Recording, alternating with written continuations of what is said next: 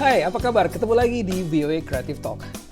Pemirsa, pada saat pandemi lalu, itu ketika semua orang harus ada berada di rumah, kemudian kita tidak tahu harus bagaimana, belum tentu tahu apa obatnya, belum tahu bahwa ada makhluk yang namanya COVID-19. Semua orang harus berada di rumah dan itu menjadi masalah bagi orang-orang yang mempunyai masalah dengan kehidupan pribadinya. Terutama bagi orang-orang yang punya masalah dengan demensia, orang-orang yang punya masalah dengan keterbelakangan, anak-anak autism dan sebagainya. Tapi ketika saat pandemi saya bertemu dan sempat mewawancarai seorang anak Indonesia. Dia itu adalah musisi lulusan dari Berklee College di Boston. Dan yang menarik pada saat pandemi, dia melakukan sesuatu hal yang sangat bermanfaat bagi masyarakat di kota Boston. Ini dia ceritanya.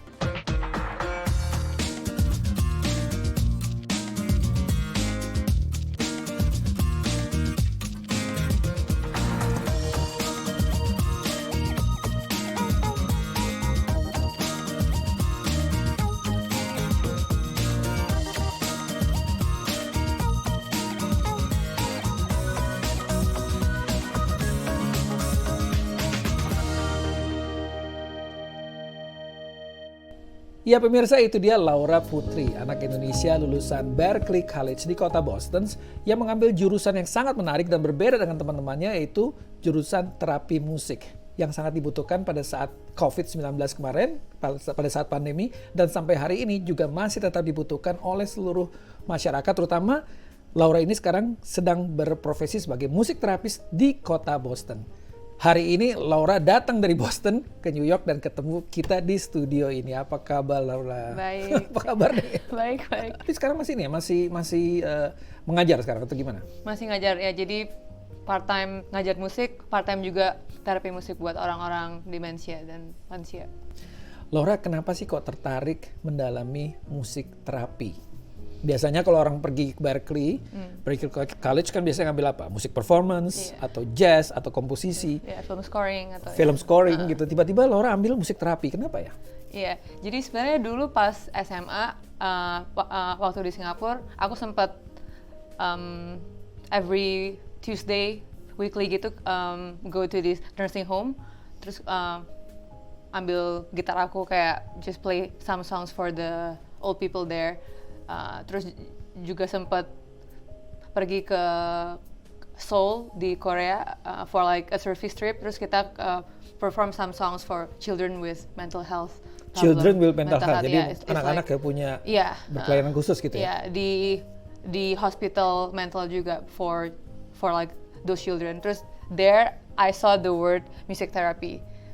Cuman waktu itu kayak kan lagi hamil jalan-jalan, jadi yaudahlah, oh ini kayak ya cuman perform biasa.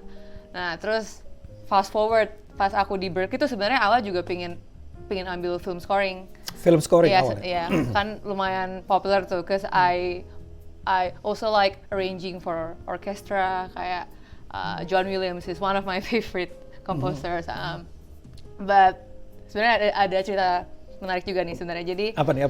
Dari film scoring? Iya. Gimana nih? Ya, padahal aku udah cepet ambil intronya juga, kayak intro class to film scoring dan competition segala macam. Nah, but the year was 2015.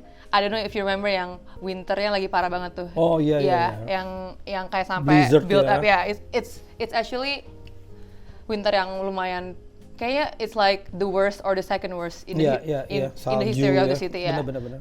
Terus jadi gara-gara itu aku sempat agak namanya winter blue. So cause the first snow is beautiful, tapi kayak karena setiap minggu tuh aku inget deh selama 5 minggu berturut-turut setiap hari minggunya ada badai salju. Jadi kayak gue itu emang luar biasa sih. Iya, gue saljunya bisa sampai segini. Cuma bisa di dorm kayak I couldn't go out. Terus kayak dulu kan belum ada Zoom tuh. Jadi kayak belum ada Zoom, benar. Iya, jadi kayak beneran belum ada Instagram banget juga kan? Iya, belum ya.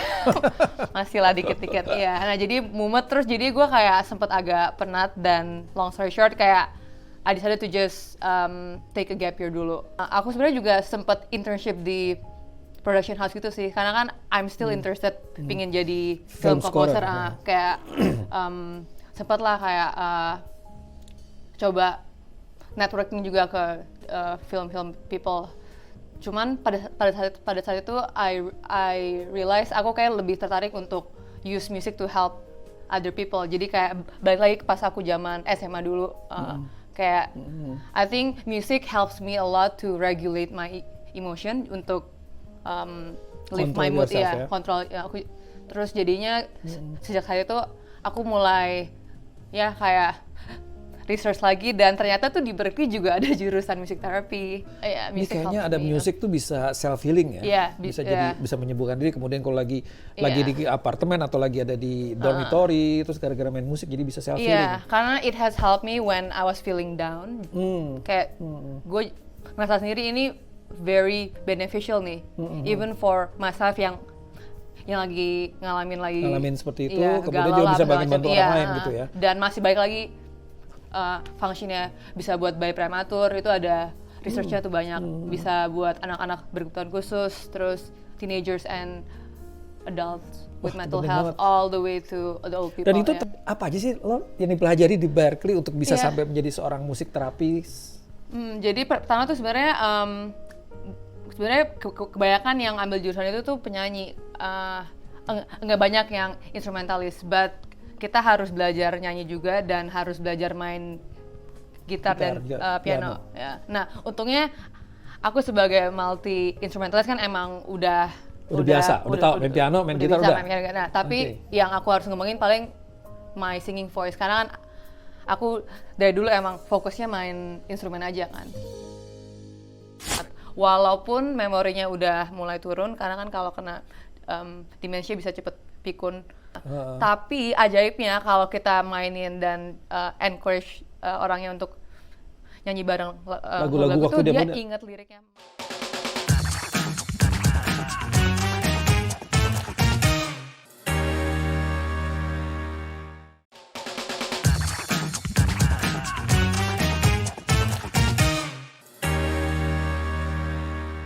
Ada pelajaran lain nggak selain itu kan skill ya, piano. Itu apa sih kira-kira belajar lagi? Belajar jadi psikologi atau belajar apa?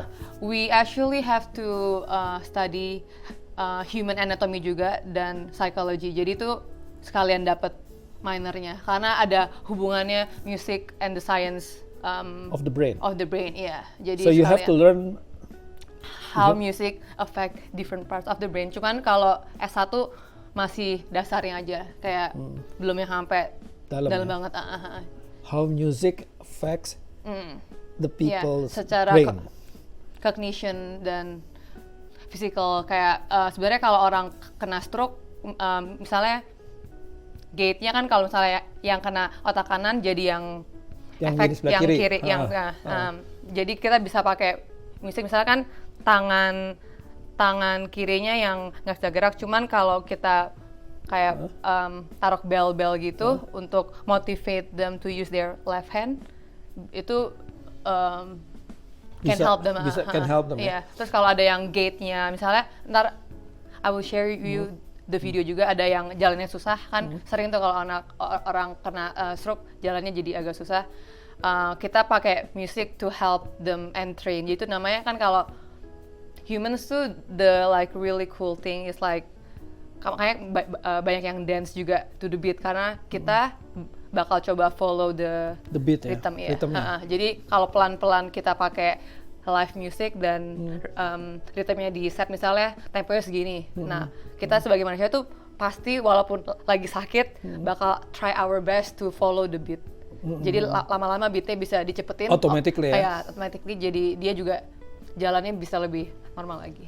Jadi musik terapi itu sebenarnya adalah mengenalkan atau menyampaikan musik ya, menyampaikan terapi dalam bentuk suara, dalam bentuk beat, dalam bentuk lagu, dalam bentuk nyanyian gitu ya. Bisa macam-macam. Bisa macam-macam ya. Jadi biasanya kita pakai lagu yang pasiennya suka juga. Jadi kalau misalnya misalnya kalau buat anak-anak, kita selalu coba untuk use client preferred music, karena kalau mereka connect with the songs, jadi lebih gampang untuk build the rapport, jadi lebih gampang juga untuk use the music itself. Kan beda nih antara anak-anak, orang dewasa, kemudian juga orang tua. Orang lanjut usia itu kan biasanya dia demensia ya. Iya, Dia demensia, Alzheimer ya mereka bilang.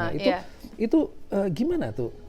Apakah ada jenis musiknya berbeda atau aransemennya berbeda atau? Good question ya. Jadi itu kalau buat orang tua yang terkena demensia, which I specialize in, kita biasanya menggunakan lagu-lagu zaman mereka masih muda. Jadi misalnya si nenek ini dia umurnya 80 tahun sekarang, 80 jadi tahun, okay. minus 60 tahun.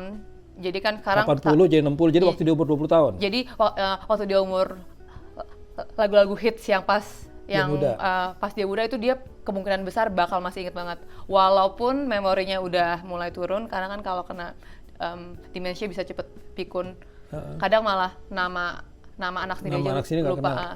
Tapi ajaibnya kalau kita mainin dan encourage orangnya untuk nyanyi bareng lagu-lagu itu, dia inget liriknya, malah kadang ingetnya lebih bagus dari aku sendiri. Karena kan I'm still learning the old song kan, kalau aku. Sementara dia hidup di zaman itu ya. Iya kan itu zamannya dia lah.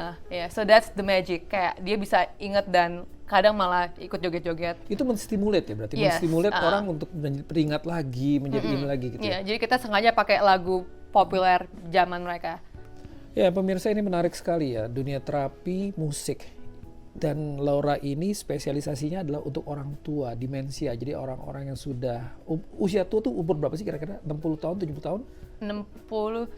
70 ya. 70 tahun, 7 tahun ke atas. Itu kemudian karena mereka suka mengalami masalah demensia atau lupa ya gitu, kemudian dibantu dengan terapi musik dari Laura. Kenapa sih Laura tertarik membantu itu? Kan nggak semua anak. Orang bilang, wah nih main musik terapi ini kan nggak ada duitnya. Mereka bilang gitu, gue mendingan gue main jazz atau menjadi performance atau bikin lagu masukin Spotify gitu. Iya, sebenarnya juga rasanya emang terpanggil di dunia kayak to like serve others. Dan kalau di US juga sebenarnya dibayar juga, jadi bukan volunteer, karena volunteer, banyak ya? yang ngira. Apalagi di Boston juga di-maintain ya? Iya, gitu ya? kayak di Boston juga untungnya banyak banget hospital bagus, dan a lot of nursing home-nya juga lumayan very well maintained gitu. Itu gimana jadwalnya? Setiap hari kan berarti ada yang ke rumah sakit, kemudian tempat anak.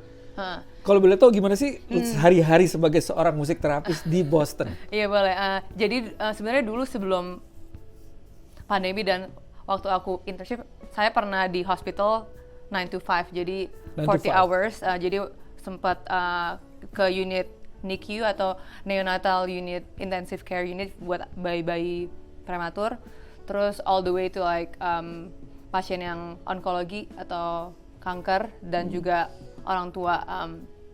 Nah, di situ kita bisa menggunakan musik dengan berbagai macam dan dapat referral dari dokter atau perawatnya. Jadi sampai sekarang juga ada beberapa kolik-kolik yang full time di hospital. Cuman kalau saya sekarang aku lebih part time music therapy di nursing home dan part time juga di music school gitu. Music school. Ya, karena saya sembari ngajar, sembari music therapy ya. But some of my students tuh juga ada anak-anak yang berkebutuhan khusus sebenarnya. Jadi aku juga ngajar piano untuk a few kids yang ada anak-anak berkebutuhan khusus itu berarti yang autism gitu ya. Iya, ada.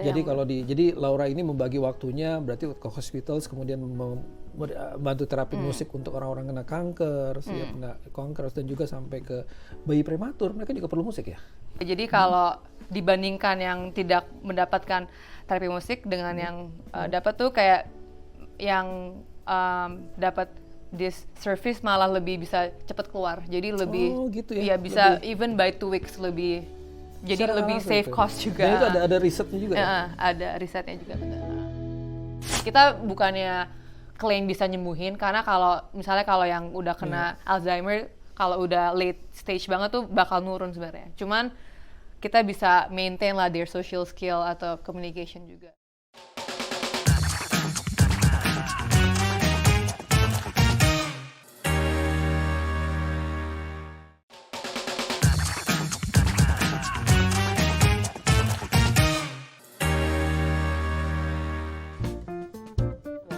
Cenderungnya lebih ke edukasi, kemudian juga membantu terapi untuk orang-orang yang membutuhkan.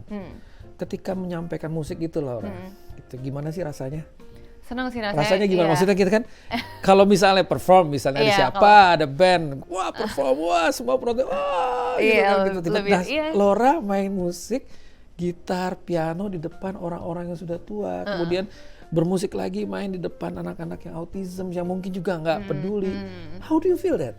Ya sebenarnya awalnya sempat juga kayak aduh ini kok kayaknya biasa aja, cuman makanya apa ya, again aku merasa ada calling karena I actually really enjoy seeing their reaction Progress. ya. Even yang orang-orang tua yang kayak kadang udah lemes, terus tiba-tiba ada lagu yang dia seneng terus kita nyanyi bareng tuh langsung mukanya kelihatan Oh banget my langsung God. jadi lit up. Terus yang tadinya jutek-jutek jadi kayak ramah gara-gara kita tiba-tiba semua pada joget-joget lah kayak terus aku bagi-bagiin instrumen juga kayak ada percussion segala macam. Oh mereka jadi ikut bantu gitu. Ya, terus kadang ada pihak keluarganya juga anaknya juga ikut nyanyi bareng. So it's like a beautiful Wow. moment sih karena kan kalau di nursing home gitu kayak kalau ibaratnya di Indo di panti jompo atau apa it's like a very isolating place itu Iya, mereka jauh. sangat kesepian sebenarnya Kesepian, karena kan udah nggak tinggal di rumah sendiri. Mm-mm. Terus teman-temannya juga udah beda tapi dengan musik Teman-temannya udah nggak ada juga. banyak yang udah nggak ada tapi dengan musik jadi bisa menyatukan kita semua dengan even just one simple song kadang kayak it's jadi kayak like I found it very therapeutic for myself juga kayak it's rewarding to see them Wow. bisa improve ya. Kita bukannya klaim bisa nyembuhin karena kalau yang udah kena Alzheimer kalau udah late stage banget tuh bakal nurun sebenarnya. Cuman kita bisa maintain lah their social skill atau communication juga in a way that's like very meaningful juga sama. Ini benar-benar pekerjaan musisi yang sangat mulia ya. Jadi Laura membantu, kita juga berterima kasih sama Laura nih bahwa Laura bisa membantu orang-orang lain itu kan juga pahala ya. You can get reward from God gitu kan dan bantu orang lain gitu. Tapi kalau Laura kan berarti juga saya lihat di Instagram itu Laura juga pernah ke Indonesia ya, juga pernah mengajar dengan beberapa teman-teman yang mengambil bidang yang sama di Indonesia. Apa yang sebenarnya bisa dibantu dari Laura? Kira-kira pengalaman Laura di sini dengan apa yang bisa diterapkan dengan mengajar musik terapi di sini yang bisa diajarkan di Indonesia? Ya kalau di Indonesia kayak mungkin kita harus address stigma-nya dulu ya karena ada kadang kalau seputar misalnya anak-anak berkebutuhan khusus atau yang orang tua kena demensia itu konotasinya sangat negatif dan enggak ada yang mau ngomongin sama sekali. Cuman kalau misalnya kita sebagai public bisa lebih menerima, bisa lebih aware dan lebih accept of that community, I think after that baru kita bisa lebih support each other with this different Jadi pendekatannya harus ke therapy. community. Jadi Iya, ke community, sosial iya. komunitas itu harus bisa menerima bahwa Iya. bahwa orang-orang yang membutuhkan, Iya, yang kebutuhan orang berkelanjutan, orang-orang yang punya kebutuhan khusus itu membutuhkan musik. Sehingga kalau semua masyarakat sudah terima, komunitas sudah terima, itu bisa benefit iya, karena itu membutuhkan biaya juga, Iya, bantu juga iya. gitu ya. Itu yang Laura pelajari di Iya. Indonesia, dibutuhkan itu ya. Iya, kayaknya emang we're more open about talking about mental health juga kan issues. Cuman kayak kadang aku kemarin sempat pulang juga dan aku ngerasa ya itu masih ada stigma yang sangat negatif. Misalnya mau ngomongin anak-anak yang berkebutuhan Autism kayak gitu, malu-malu malu. gitu, ya malu banget. Padahal sebenarnya there's nothing to be ashamed. Kayak Benar. we are all we have different abilities and limitation. Kayaknya I think even before we implement the music dan teknik-teknik yang lebih kayak neurologic music therapy lah bla bla itu sebenarnya kalau menurut aku harus ya itu stigmanya dihilangin dulu. Dihilangin dulu. Dan itu agak susah karena anak-anak SMU misalnya SMP aja gitu kan kelas 11, kelas 12 kalau misalnya berkelainan khusus kadang-kadang malah dibully di sekolah, malah dibully, gitu, ya, segala macam ya. gitu. Sementara masyarakat juga belum terima Betul, sehingga masuk ini jadi masuk ke sekolah yang berbeda Iya. gitu ya. Laura, tapi di antara musik berolah sebagai musisi terapis kan, walaupun cita-citanya kan film scoring nih. Ada sisi lain nggak di Laura Ada nih? dong. Ada. Oh ada, oke. Apa nih di luar Iya. musik jalur musik terapi? Jadi apa sebenarnya tuh? kenapa aku milih juga untuk lebih part time instead of full time Di hospital apa segala macam ya, itu ya? karena aku juga pingin tetap produce my original work. Jadi a couple of my friends lulusan Berkeley juga kita sempat bikin record label namanya Red White Collective. Jadi Oh, yang waktu itu yang waktu keluarin pas main ini ya waktu itu, album single lagu betul. apa? Sajojo ya? Sajojo ya betul ya. Jadi Oke. kemarin kita sempat bikin yang awal banget sebenarnya yang collab Laskar Pelangi dan Over the Rainbow. Terus project kedua Sajojo, dan yang upcoming ini ada lagu Indonesia yang aku tulis dengan my Berkeley friend, judulnya Tiada. Nah, terus Tiada. kita bring in this Indonesian singer kayak Kak Enda from Enda Resa. Mau Endah Resa tuh. Itu keren banget itu. Endahnya aja tapi Resa nggak ikut ya, cuma endahnya Iya, aja. cuma ya, Endahnya, penyanyi maaf, Kak gitu. Resa. Tapi ada hubungannya nggak lagu Tiada itu dengan yang Laura kerjain sekarang? Sebenarnya ada, jadi Oh, ada juga. kalau ini nggak bisa lepas ya. nggak bisa soalnya. lepas Nggak bisa ya. lepas ya. Everything connected. Jadi kalau tadi yang aku sempat cerita yang pas tahun 2015 sempat galau, pas aku cuti tuh aku mulai ngarang lagu itu. Terus pas sebenarnya lagi galau itu. sebenarnya waktu itu juga berdekatan dengan nenek saya baru meninggal. Jadi songwriting can also be a form of music Music therapy ya. therapist. Jadi that's how I Therapy. channel my sadness. Mungkin kayak jadinya I wrote this song karena juga kebetulan lagi galau kan. Sebenarnya banyak tuh kayak artis-artis kalau lagi galau malah inspirasinya Malah jadi malah banyak banget. Iya, jadi makanya udah nulisnya udah lama banget, cuman baru kita mulai full production. teman-teman semua This time, pemirsa dan juga pendengar podcast ini kita mesti dengerin lagunya Laura Tiada ya judulnya. Tiada. Ini rilis kapan? Udah boleh rilis? Rilisnya masih Juni sih. masih Juni. ya. Soon. Soon pokoknya. lah, in Begitu 3 months. Begitu ini tayang, Anda bisa dengerin di Spotify mudah-mudahan iya, di Spotify. Spotify dan segala macam dan semua digital platform.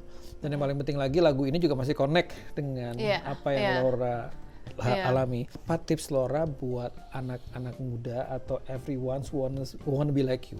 Tapi kadang-kadang karena tuntutan dunia musik seperti itu kan jadi kebawa. Padahal sebenarnya ada dunia lain kan. ada dunia. Dan ini gimana cara bisa menemukan diri bahwa, sebenarnya tuh bakat musik itu juga ada di musik terapis. What is your tips? Know yourself, know your strength and weakness. We are made differently, kan kita semua orang beda-beda. Jadi kalau teman-teman ada feels like music and service can be combined, or music and psychology, kalau ada minatnya, kemungkinan besar teman-teman terpanggil untuk jadi music therapist. Yeah, and just go for it and don't be afraid. Sebenarnya financially banyak wadah dan kesempatan di mana-mana. Tuh. Waduh, thank you banget Laura. Thank you. Terima kasih atas waktunya. Mudah-mudahan teman-teman semua di obrolan kita hari ini isinya daging semua nih. Udah saya sampai nggak tahu nih mesti nge-break di mana, mesti nanya di mana nih. Kayaknya nanti kita mesti bikin 10 episode. Boleh, Kita, ayo lanjut. satu episode tentang demensia, satu episode tentang ini karena ini bidangnya sangat menarik. Dan terima kasih Laura sudah datang di Creative Talk dan mudah-mudahan kita ketemu lagi di episode-episode mendatang ya. Oke. Thank you for having me, Mas. Sama-sama, thank you. Itu dia obrolan kita dengan Laura Sekar Putri di Creative Talk, dan stay healthy dan tetap stay kreatif. Sampai ketemu, bye.